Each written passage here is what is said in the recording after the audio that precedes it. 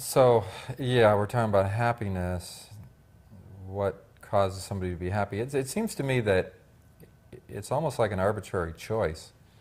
In other words, I don't know, for somebody to say that $1 million will make me happy, well, how do you know it'll make you happy? Or power or whatever. Maybe you've had a taste of it and it tasted so good, you want more of it, so you assume it's the substance, so you go after the substance, which is, in this case, money or whatever this thing is. But it's almost an arbitrary choice when you really get down to it. I could choose money, I could choose drugs, I could choose sex, I could choose power, I could choose any of these things and say, if I had more of that, I'd be happy. And the arbitrary choice is interesting because the reality of life is that in every moment something is delivered to you in the form of this moment. Special delivery, here it is, this moment, it's all of this, whatever this is. And this may seem arbitrary, but I have nothing to do with it. I mean, I can make choices of where I am and so forth, but the fact is, the whole setup of any given moment is a whole lot of circumstances that just, there they are. Yeah. And so I think what's more arbitrary is just my judgment that says, this isn't quite the way it ought to be. It needs to be tweaked. And if I could tweak it a little bit, then it would be okay. Well, that's a lifelong job. It's a lot of work, tweaking every moment just so that you can be just what you wanted. It's a whole lot easier to tweak yourself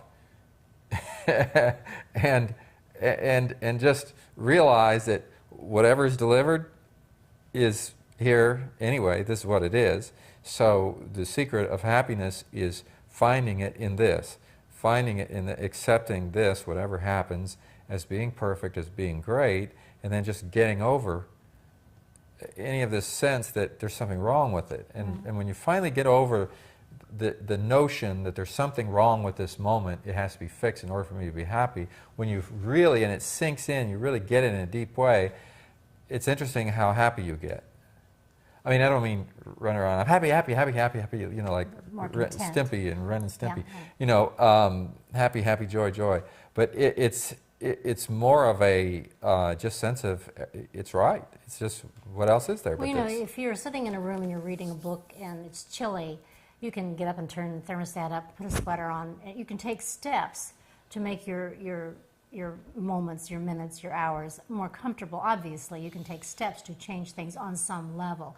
But if someone turns a lawnmower on outside or a leaf blower outside, and you're reading a book, and you'd hope to have a nice quiet time of it, and darn, here's this leaf blower going. There are some things you can't change. You obviously can't yell out to your neighbor and say, turn on your, I mean, I guess you could, but you probably wouldn't. And so you have to accept that. So, you know, maybe you read your book later, or maybe you can tune the blower out. But to go into some sort of angst around it and get angry at your neighbor and say, oh, he always turns that blower on, and you might, you know, find some humor in the fact that he seems to turn his blower on. In fact, we do have that incident in our neighborhood. I know. We have a guy next door who turns his motors on all the time. And so, you know, it's just the way it is. And so you can choose to go inside, or you can just sit out there and talk over it and go, this is the way it is. I mean, you just can't order every moment to be ideal. I mean, you can work with it, and the more you work with it and allow it to be as it is, the more ideal it actually becomes, because you're not fighting against it. You're not adding your own angst to it, which I think is what the unnecessary suffering is. That's what we add to it. We add our own angst. We add the angst, and then we look for something to bail us out of the angst that we added. Yes. If we just wouldn't add it, we wouldn't have to go looking for something to get rid of what we added. The Serenity Prayer seems to just put it all in a nutshell pretty well, because if I have a neighbor that turns on his leaf blower at the time when I want peace and quiet, and that bothers me, then the Serenity Prayer asks you a question, can I change it, yes or no? Well, I can change it. I could walk over to the neighbor, knock on his door, and have a conversation with him, and wherever that conversation goes, who knows, okay? But that's a choice. Yeah. And what do you do? What do you do? So what happened a couple of days ago, we were on the plane, and I have my Amazon Kindle, and I'm reading it on the plane. Then I stick it in the seat back pocket and forgot about it. So I got off the plane, didn't even realize that I left it there. Go to find my Kindle, and it's gone. So now, in this moment, I'm trying to deal with the fact that I lost my Kindle, and we talked about that on some other videos. So what do? Well, then the Serenity Prayer asked me, can I change the situation, yes or no? Well, I cannot change the fact that I don't have the Kindle right now. Okay, but maybe I could go try to find the Kindle. And so I tried to find it. I called a Lost and Found for Delta Airlines, and I went online to Amazon, found out that somebody actually has my Kindle because they deregistered it and apparently registered it in their own name, and it basically said, where normally I get on, it says, welcome to Kindle, you're such a great customer, here's your Kindle, here's what's on your Kindle. Now it says, you don't have a Kindle anymore. Yeah, I know. So, yeah, somebody came online and actually took me right off the line. So, okay, well now I know that an honest person didn't find the Kindle, and they're not likely to show up anytime soon and give it to me. So I did what I could do. Right.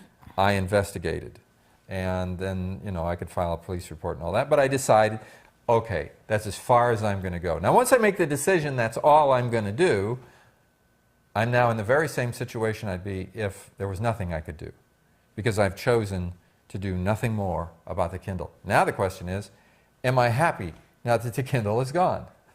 That's the question. I'm not happy about the Kindle being gone, but here we are. That's my situation in this moment. Now, I can go into grief. I can pout.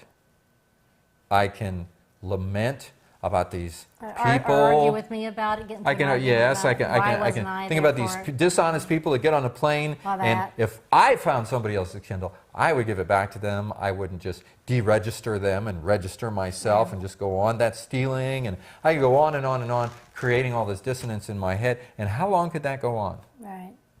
It could go on a long time, at least until the next thing happened that I didn't like.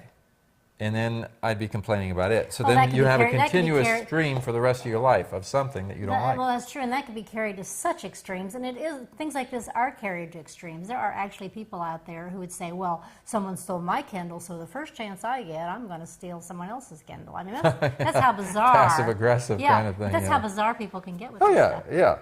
So, you know, to bring awareness to it and almost forgiveness to it, and just move on with your life, and it's so much healthier, so much healthier. By the way, if anyone doesn't know what a Kindle is, I'm sure you all do. It's an electronic book. Well, there are people out there who may not know, so it's an electronic book. You lost it. So. All right. Well, anyway, yeah. It's gone. And so we lose things, and we don't like the weather. It's too hot. It's too cold. On and on it goes. And what we're looking for happiness, it's right here. It's in the ability to very quickly move through this labyrinthian mind of ours and cut through all the stuff that we've inherited through our genetic makeup, that we have developed in terms of programming over all the years that we were growing up, and find the secret to happiness along the way.